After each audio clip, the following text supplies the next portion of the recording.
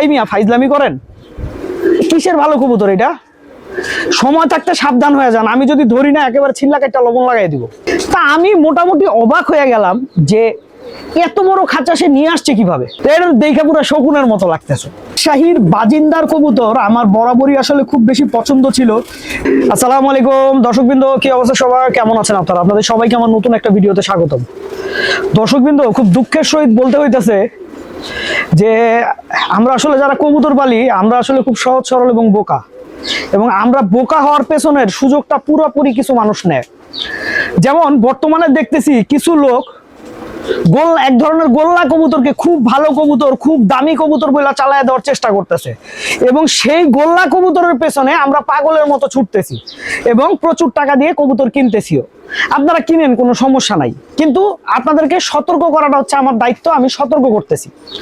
সেটা হচ্ছে, ভাই দেখেন, এর আগেও এরকম অনেক কবুতর আসছে যেসব কবুতরের মার্কেটে কম থাকার কারণে যেসব কবুতর মনে করেন প্রথমে অনেক দামে বিক্রি হয়েছে, কিন্তু পরবর্তীতে যখন ওই কবুতর সবার কাছে চলে গেছে ওই কবুতরের মনে করেন দাম গেছে কইমা।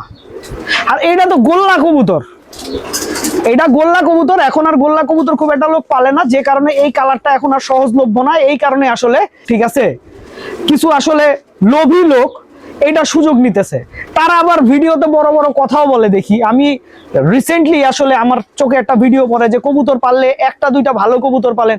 এই মিয়া ফাইজলামি করেন, কিসের ভালো কবুতর এটা? সময় থাকতে সাবধান হয়ে যান, আমি যদি ধরি না একেবারে ছিল্লা কাটা লবণ লাগাই দিব। বুঝতে পারছেন কি বলছি? আর যদি আপনার কবুতর ভালো হয়, আপনার কবুতর খুব ভালো ব্রিডের হয়, তাহলে একটা গ্যারান্টি দেন যে এই কবুতরের দাম কখনো কমবে না। এই গ্যারান্টি দিতে পারবেন? আমি শিওর আপনি দিতে পারবেন না। আর আমি সব সময় মানুষের ভালোর জন্য কথা বলি, আমার নিজের কোনো স্বার্থের জন্য আমি কথা বলি না। বুঝতে পারছেন কি কথা? সময় থাকতে শুধরে যান। আর আমি একা না, আমার মতো এরকম অনেক লোক আছে যারা ভালোর জন্য কথা বলে। তারা যদি ধরে না, পালাবার উপায় পাবেন না। আরেকটা মজার কথা, সেটা হচ্ছে কিছুদিন আগে টঙ্গী কবুতরের হাটে গেছিলাম। হাটে যে একজনকে দেখলাম, সে বিশাল বড় একটা প্লাস্টিকের খাঁচা নিয়ে আসছে। তো সে সেই খাঁচাতে কবুতর বিক্রি করতেছে। তা আমি মোটামুটি অবাক হয়ে গেলাম যে এত বড় খাঁচা সে নিয়ে আসছে কিভাবে। জিনিসটা ইন্টারেস্টিং বিষয় অবশ্যই।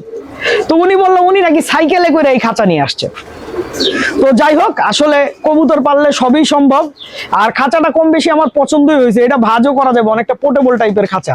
এবং রাজশাহীতে যারা আসলে কবুতর রেস করে তারা কিন্তু এই ধরনের নেট দিয়া পাল্লার খাঁচাও বানায়। আর আরেকটা হাটে যায় আরেকটা কবুতর দেখছিলাম, এটার গলা এমন ভাবে ছিলছে বা গলার পশম এমন ভাবে কাটছে, আমার কাছে মনে হয়েছে পশমটা কাটছে অথবা পশম পড়ে গেছে মোল্টিং এর কারণে। তো এটা দেখে পুরো শকুনের মতো লাগতেছে। আরে বেশ মজা পাইছি কবুতরটা দেখা। কবুতরের মুভমেন্টটাই আসলে খুব মজা লাগতেছিল। কিন্তু তারপরেও আসলে যদি কোনো কবুতরের আসলে এরকম গলার পশম পড়ে যায় বা শরীরের পশম পড়ে যায়, তার দিকে একটু এক্সট্রা কেয়ার আসলে নিতে হয়। কারণ হচ্ছে ওই জায়গায় মশা কামড়াইলে কিন্তু কবুতরের অনেক বেশি কষ্ট হওয়ার কথা। এইদিকে রাজশাহীর বাজিন্দার কবুতর আমার বরাবরই আসলে খুব বেশি পছন্দ ছিল। পায়ে বড় বড় মোজাওয়ালা বাজিন্দার কবুতর। তো আপনাদেরকে বলা হয় নাই, আমি কিন্তু এই ধরনের কবুতর এবার কালেকশন করে নিয়ে আসছি এক জোড়া। ঠিক আছে, এই যে দেখেন, এইটা একটা, তারপরে হচ্ছে এইটা একটা। হ্যাঁ, এই কবুতরগুলার বাবা মা মনে করেন 10 ফিট উঁচায় উঠতে 20টা 30টা ডিগবাজি দিয়ে ফেলে। তো আমি ভাবতেছি এরকম কিছু কবুতর অল্প অল্প করে বাড়াবো, এরকম কিছু কবুতর করব। তো আমি এরকম একটা খামারেও গেছিলাম, সেই খামারের ভিডিও ইনশাল্লাহ আপনাদেরকে দিব। তা আমি বলতে পারি আপনাদের কাছে আসলে ভালো লাগবে কবুতরগুলা। সত্য কথা বলতে কি, আমি সবসময় চেষ্টা করি র টাইপের কবুতর পালতে।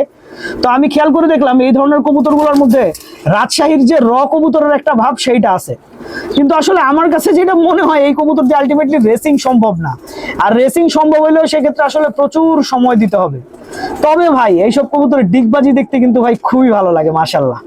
তো দর্শকবৃন্দ, ভিডিওটা আমি এখানেই শেষ করছি। আপনারা সবাই ভালো থাকবেন, 5 ওয়াক্ত নামাজ পড়বেন। আসসালামু আলাইকুম।